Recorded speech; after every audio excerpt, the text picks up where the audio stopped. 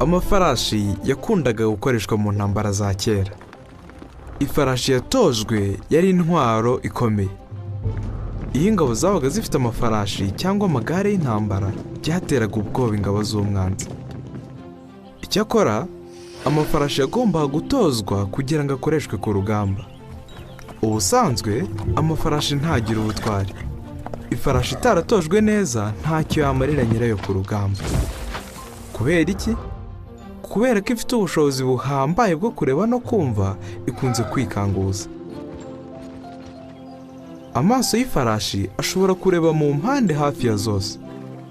Kandi ahantu haberaga intambara kera, hari ibintu byinshi byashoboraga gutera ubwoba ifarashi.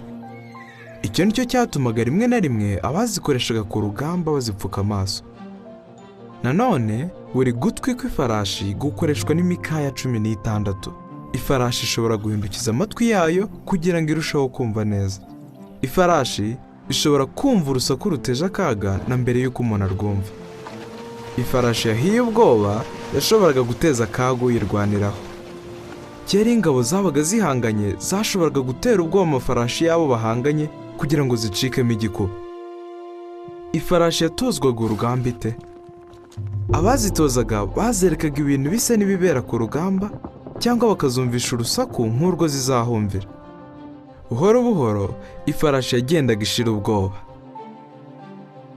Aho kugira ngo ifarashi yatojwe neza ihunga urugamba, bitewe n'urwamo rw'intambara, yiruka igana aho ruri.